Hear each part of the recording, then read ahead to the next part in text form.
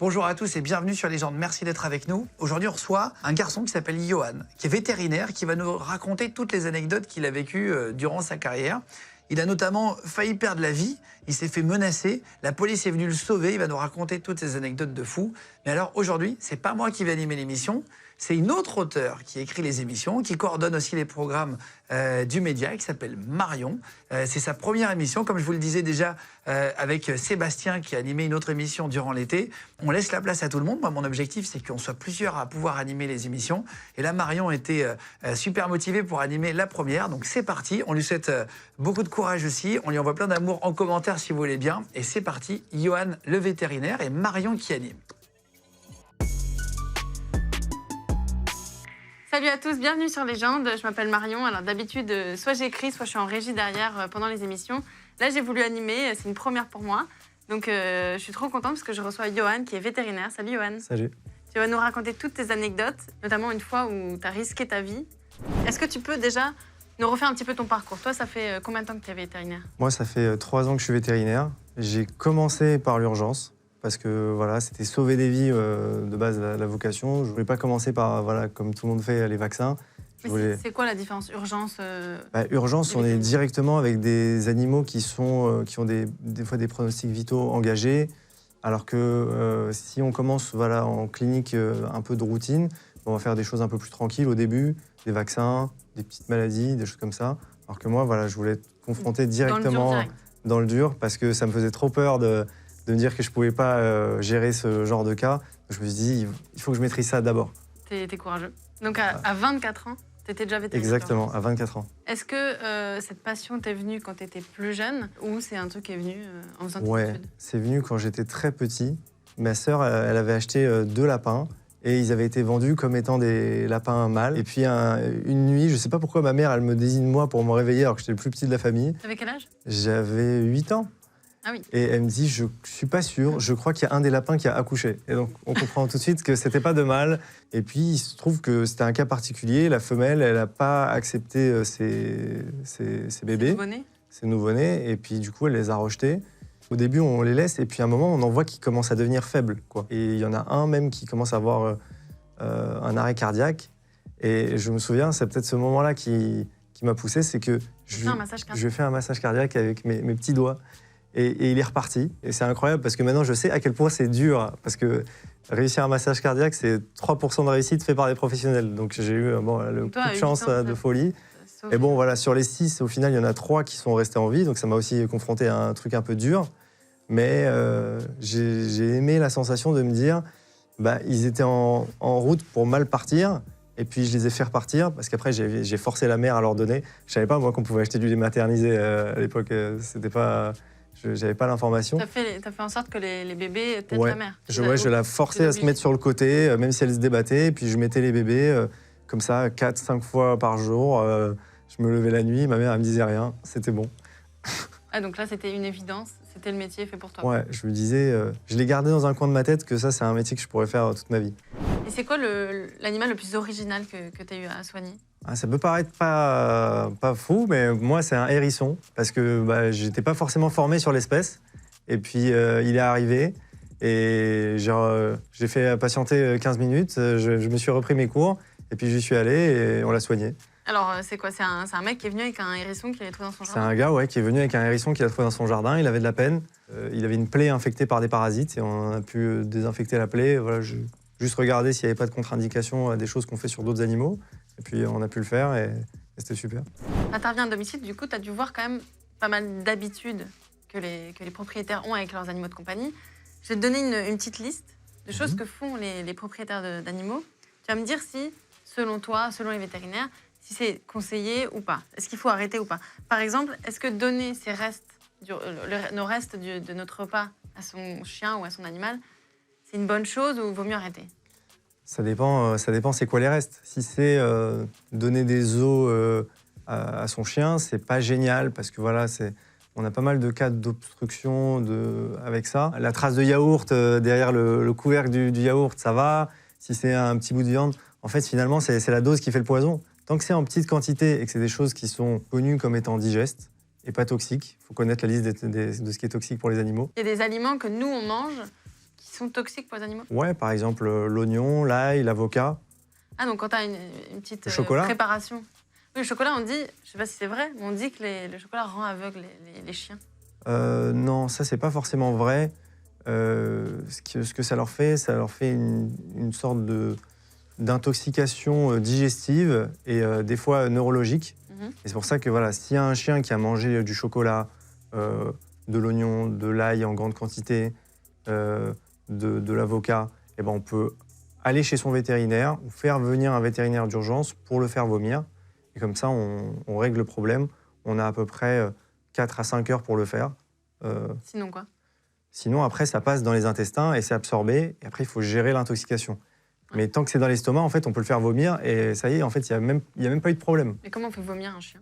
Eh ben, nous, on a des produits pour les faire vomir qu'on peut injecter et ensuite, on peut renverser les effets une fois qu'on a récupéré ce qui a été induit pour vomir. Donc D'accord.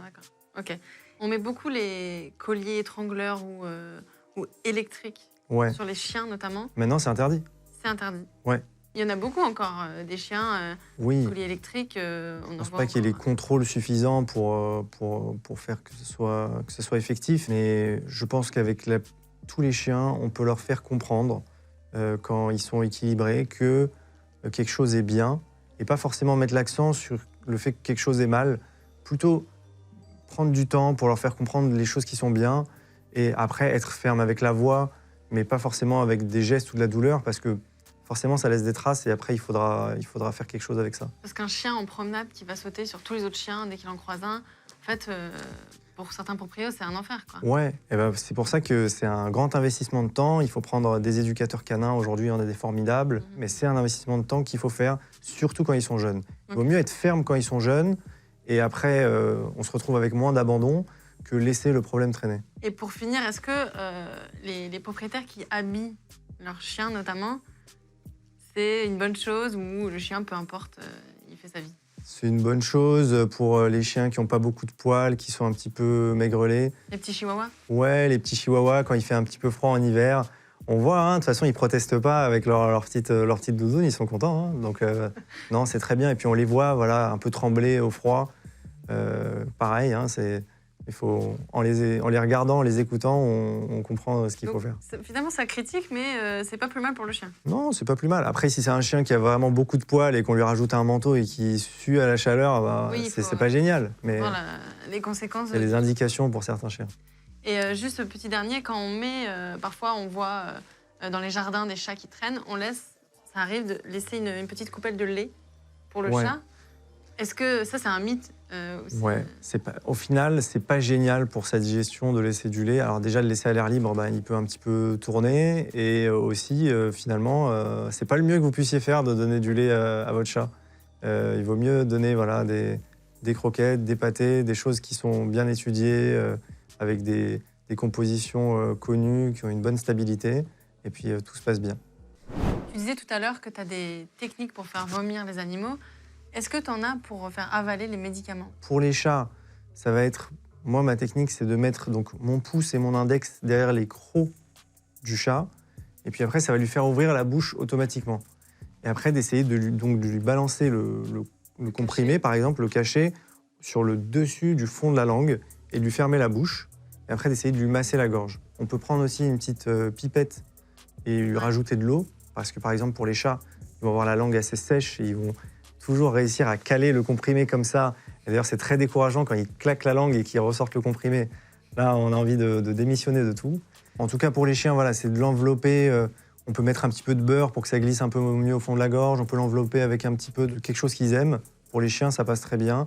Et pour les chats, voilà, il faut un peu plus ruser. Et je crois que tu as été confronté à un chat avec le syndrome du tigre. Oui. Est-ce que tu peux expliquer? Moi, j'ai été confrontée à un chat avec syndrome du tigre. C'est horrible. Est-ce que tu peux expliquer ce que c'est concrètement? Alors, il y a plusieurs causes qui peuvent le faire. Il y a de l'irritation, ça peut être une inflammation de la peau, ça peut être des douleurs aux muscles. Et dans une grande majorité des cas, c'est un problème neurologique où en fait, ils ressentent tout fort. La lumière leur arrive de façon forte, le son leur arrive de façon forte. Ils perçoivent tout comme une agression. Un chat fou. Et ça fait un chat qui devient super agressif, alors que les propriétaires l'ont connu docile, avaient une relation avec lui, et puis ça peut basculer comme ça d'un jour à l'autre. Il devient hyper agressif. Et donc ce jour-là, je suis appelé en urgence à domicile, et puis donc je demande au propriétaire de m'ouvrir la porte. Ils me disent on peut pas, on est cloîtré dans une pièce. Il y a la moitié de la famille qui est à l'hôpital. Voilà, on est 6. Il y en a 2 qui sont à l'hôpital déjà. Et bon, elle me dit ça, donc je leur dis écoutez, il n'y a pas de problème. Allez vers l'entrée.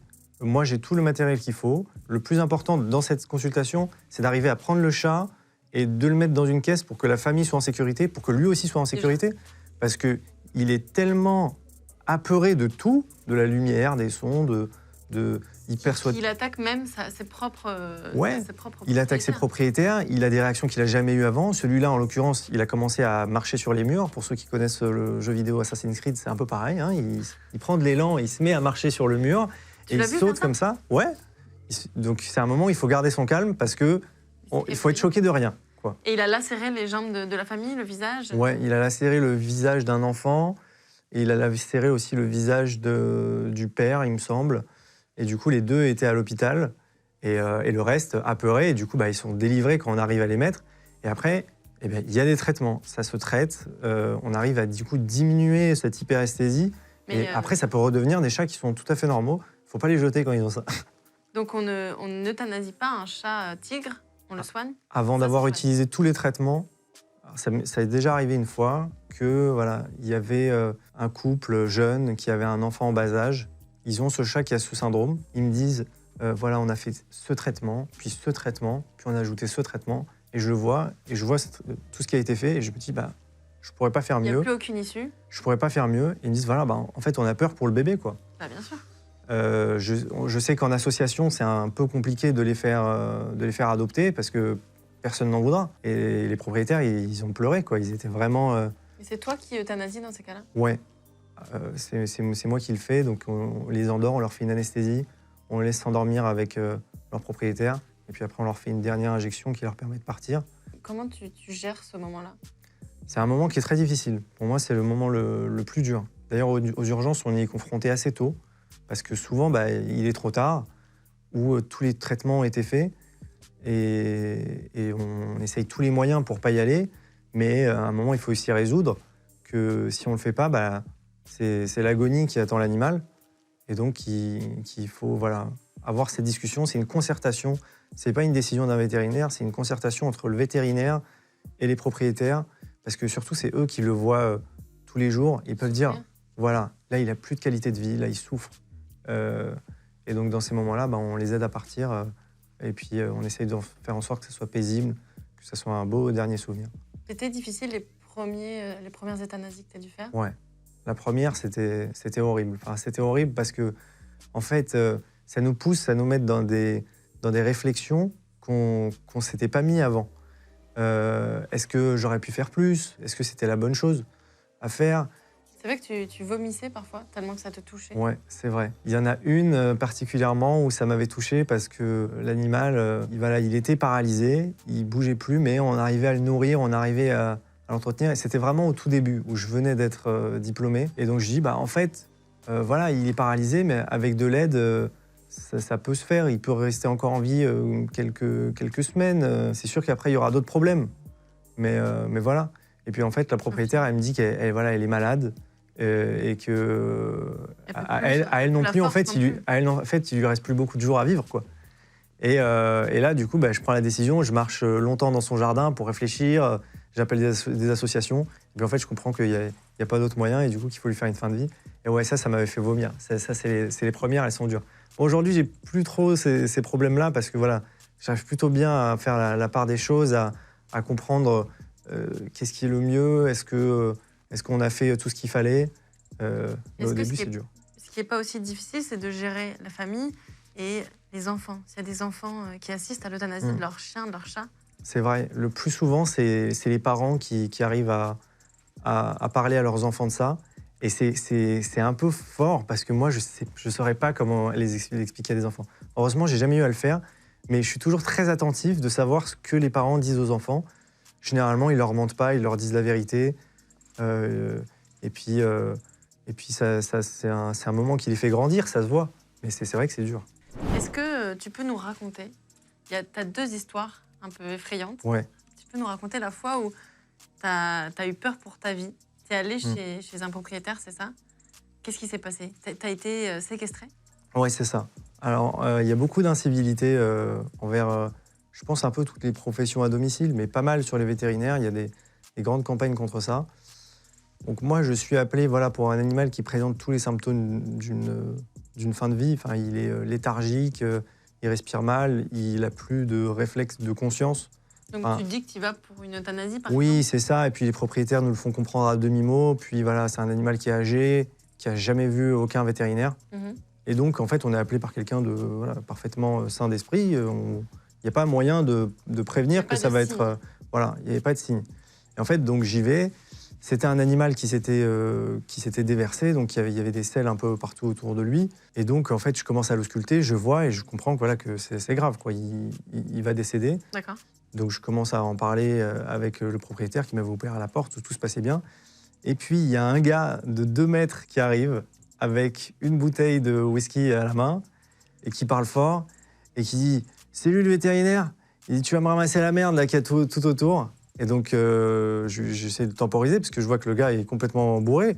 Et je lui dis, non, monsieur, vous inquiétez pas, on va d'abord s'occuper de votre animal. Et puis après, on verra pour tout le reste. Il me dit, non, tu ramasses la merde tout de suite. Et donc, du coup, moi, dans ces cas-là, ce que je fais, c'est que je leur rentre un peu dedans parce que ça peut un peu mal tourner. Il faudrait que j'arrive à sortir si possible. Et du coup, il ferme la porte à clé. Il dit, non, tu sais quoi, je te séquestre et toi, tu restes ici, tes affaires, elles restent ici. Et le propriétaire, il dit rien, il laisse faire? C'était 2 frères. Ah oui. Et du coup, comme lui, c'était le grand frère, il était complètement soumis à son grand frère. Et du coup, je vois que lui aussi, il est sidéré et qu'il fait « Oh, c'est pas possible », mais ils ne mettent pas non plus, quoi. Donc, tu es à l'intérieur de l'appartement? Je suis à l'intérieur de l'appartement. Au 8e étage? Au 8e étage. Pas d'issue? Pas d'issue. Dans une banlieue, en plus, tranquille, quoi, où il n'est pas censé arriver des choses comme ça, où c'est pas... connu, enfin, il n'y avait pas aucun moyen de se prémunir. Bon, de toute façon, même quand on sait, il n'y a aucun moyen. Du coup, tu fais quoi? Ce que je fais, c'est que j'essaye de vraiment lui rentrer dedans pour sortir. Et puis... là, tu n'as même plus l'idée de sauver l'animal ou quoi. Là, tu t'as juste en tête de sortir de cette situation. Là, le but, c'est de sortir. Et après, on regarde après parce qu'on ne sait pas ce qu'il peut me faire. Bien sûr. D'ailleurs, après, j'ai bien eu raison. Parce que du coup, quand j'essaye, en fait, il me prend, il m'amène près de la fenêtre et il ouvre la fenêtre et il me dit « Je vais te jeter du 8e étage, tout ça. » Il te menace de te jeter du 8e étage? Ouais. Après un moment, il se calme. Il a beaucoup eu des phases où du coup, il était énervé, puis après un peu plus calme, puis énervé. Il était alcoolisé, le monsieur? Il était alcoolisé et drogué, je l'ai su après. Wow. Donc je fais d'abord l'injection d'antidouleur à l'animal pour que déjà lui, ça soit réglé. Comme ça, j'ai plus de problèmes dans la tête parce que sinon, je sais que ça va me trotter. Ok. Tu penses quand même à l'animal dans la situation un peu particulière. Ouais, parce que sinon, ça va me trotter dans la tête et c'était rapide. Donc ensuite, j'arrive à prendre mon téléphone, à envoyer un message sur le groupe WhatsApp des urgentistes là, de Veto Ad Homme. Ah, tu leur dis à l'aide? Je leur dis exactement, au secours, je suis séquestré. Et en fait, ils ont l'adresse, ils ont l'étage, ils savent comment accéder. Donc tout de suite, ils appellent la police, mais ça a mis 30 minutes avant qu'ils viennent. Donc 30 minutes? Ouais, donc j'ai mis 30 minutes à meubler avec lui, où il revient, où il me fait des menaces, il me dit qu'il va me tabasser, qu'il va me rejeter du... Il réouvre la fenêtre de temps en temps. Donc t'as peur pour ta vie, clairement. Donc j'ai grave peur pour ma vie, je me dis c'est une course contre la montre, je sais pas combien de temps ça va durer, il faut que je gagne du temps.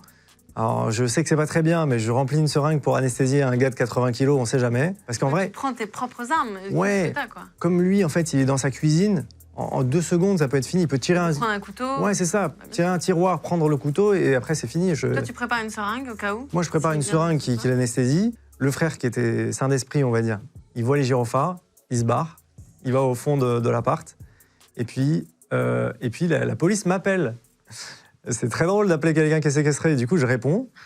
Et je leur dis, je réponds que par oui ou par non. Il me dit, vous êtes au 8e étage? Oui. C'est tel interphone? Oui. Donc je dis tout. En plus, le monsieur qui te menace te laisse répondre au téléphone? Ouais, je lui ai dit au préalable, j'avais tenté un coup de bluff, qui aujourd'hui est vrai. Je lui ai dit, toutes les 15 minutes, si on ne bip pas, ils appellent la police. Donc s'il y a une Et aujourd'hui, c'est vrai? Aujourd'hui, c'est À vrai, cause de ce genre d'histoire? à cause de cette histoire, si on n'a pas de nouvelles d'un vétérinaire pendant 15-20 minutes, on l'appelle, il répond pas, on fait un signalement à la police, on dit voilà, on a un vétérinaire qui répond pas. Si dans tant de temps il nous a pas rappelé, on vous rappelle pour vous dire d'intervenir. Ok. Surtout si on avait des doutes ou des choses comme ça nous motive un peu plus à le faire.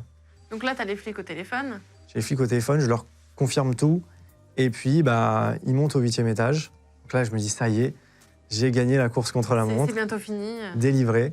Donc ils toquent.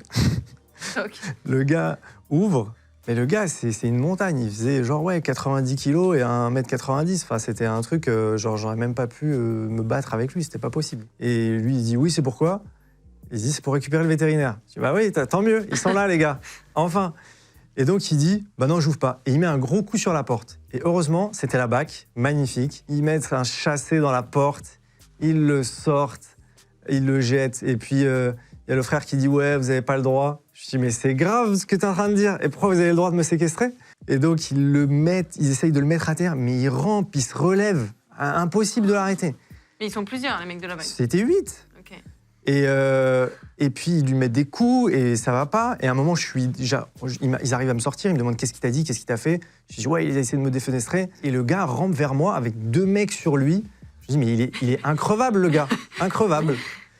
Jusqu'au bout. Increvable. Ils sortent un taser, ils le tasent et le gars continue à ramper. Je dis c'est pas possible, il y a rien. Il a la Et montre. à un moment, je vois qu'il y a un des gars de la BAC, il a une idée de génie. Je vois qu'il regarde en l'air, mais il a vraiment une idée quoi. Il lui lève le pull, il lui met des coups de taser et ça y est.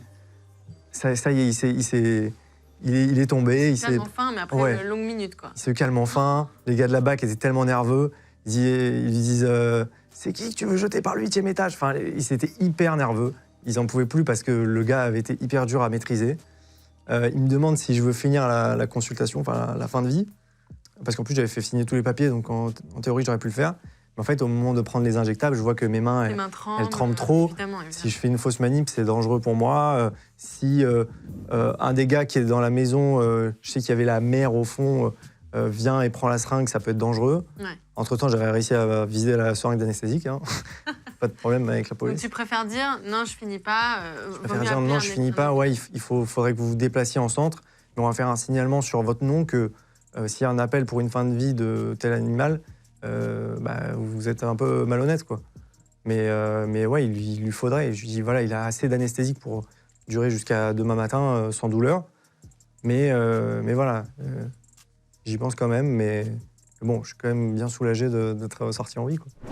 Et il t'est arrivé une autre histoire. Donc c'était quoi, peu de temps après peut-être? C'était Une dame qui te menace avec des ciseaux, une paire de ciseaux. Ouais, c'était avant. Et cette histoire, elle m'avait plus effrayé que celle-là. Parce qu'en fait, Elle était déjà finalement, bien effrayante, la première. elle était déjà bien effrayante, mais c'était un gars qui, somme toute, avait de la logique. Alors que celle-là, elle avait vraiment... T'es sympa avec lui. Ouais, non, ouais, parce que finalement, j'ai réussi quand même à bien l'embobiner. Alors que celle-là, elle avait vraiment, ça se voyait, un désordre psychologique. Enfin, il n'y avait rien de logique dans tout ce qu'elle faisait. C'est quoi? T'es appelé aussi? Pour un petit chaton, pour lui enlever un fil de suture parce qu'il était stérilisé. Donc Ok, vraiment, la simple. consulte simple, elle va me prendre 5 minutes, je repars, bon enfant. Et puis, elle commence à me dire plein de phrases du style « Oui, mon chaton, c'est comme mon enfant ». Je dis « Oui, je sais, je suis habitué ». Et puis, elle commence à me dire « Ah, vous avez les yeux bleus, vous êtes comme moi, on vient du même endroit ». Du même endroit, c'est-à-dire? Je sais pas, donc j'essaye de pas calculer, moi, quand il y a des choses Ouais. comme ça, il faut vite que j'enlève le fil, je m'en vais. Tu fais ton métier, Ouais. tu veux tracer. Puis après, le chat se laisse pas faire, donc elle me dit, elle me pousse pour le prendre, pour le tenir. Je dis bon, bah, si vous voulez. Et puis elle y arrive pas parce que voilà, elle est trop nerveuse. Elle ramène sa fille pour le tenir, le chaton, et puis elle y arrive pas. Et donc elle se met, une fille de peut-être 19 ans, elle se met à la frapper, à la tabasser par terre. Elle frappe sa fille Ouais. devant toi? Ouais. Donc je lui dis ça y est, ça suffit, stop. Je lui crie dessus. Je dis voilà, votre fille, on la met dans une pièce. Finalement, c'est mon truc de mettre des gens dans des pièces. Mais Cette fille, votre fille, on la met dans une pièce, elle n'a rien à voir là-dedans. Vous me le tenez, je lui fais. Et donc, j'utilise plusieurs fils de suture parce qu'en fait, elle a tellement attendu que ça a cicatrisé sur le fil. Et donc, le chaton, il se laisse pas faire, c'est normal, c'est un petit chaton, il est vigoureux. Et puis, j'entends un petit coup de ciseau comme ça derrière, mais je me dis que je sais pas, j'ai du fais mal. pas attention. Ouais, j'ai du mal à entendre. Et puis, je sens un petit truc qui me tape sur le côté du crâne. Et puis, je me tourne et puis je la vois avec mon ciseau dans ses mains. Et puis avec un regard qui n'a aucun sens, quoi. Elle veut te planter. Ouais, bah, elle m'a déjà mis un petit coup. J'avais une petite plaie derrière. Elle m'a déjà mis un petit coup. Donc, du coup, je lui dis attendez, posez le ciseau. Je prends le ciseau, je prends tous les ciseaux, je prends mes affaires. La porte n'est pas verrouillée, je m'en vais. Mais là, tu fais quoi? T'appelles la police? Bah, en fait, c'était pendant le Covid. Et du coup, j'appelle un service de psychiatrie. En plus, j'ai un copain qui travaille là-bas. Et du coup, pendant le Covid, il me dit mais donc t'as trouvé quelqu'un de fou? Il me dit c'est ça. Il me dit mais tu sais combien il y a de fous en ce moment? Les gens sont enfermés chez eux, tout le monde. Il me dit on n'a pas de place, on n'a pas de truc. Donc j'ai fait un signalement pour la fille quand même. J'ai pas eu de nouvelles, mais j'espère qu'elle va bien. Mais ce genre d'histoire, ça t'es pas dit il faut que je change de métier, c'est trop dangereux? Non, parce qu'en fait, le jeu en vaut la chandelle. À la fin, quand on soigne des animaux, c'est très gratifiant. Et puis, ça reste une très petite minorité de cas. Alors forcément, c'est des cas qui nous marquent. Les 99 autres % de cas, ils nous marquent d'une autre façon, mais pas autant. Tu disais avant le début de l'interview que tu allais ouvrir ton propre cabinet. Ouais, je vais ouvrir bientôt ma clinique à Levallois. Ça va être voilà, la concrétisation de tout ça, de l'urgence, de la médecine interne, de mon travail en clinique à côté, des formations. Voilà, on va essayer de faire une clinique d'omnipraticiens. Génial. En tout cas, merci beaucoup d'être venu. Merci à vous. D'être venu raconter tes anecdotes. C'était super intéressant. J'espère que ça vous a plu. Moi, d'habitude, je suis en régie. Donc là, j'ai vraiment adoré présenter, animer, t'interviewer, Yoann. N'hésitez pas toujours à vous abonner sur Légende. Vous êtes de plus en plus nombreux, donc c'est trop cool. Merci.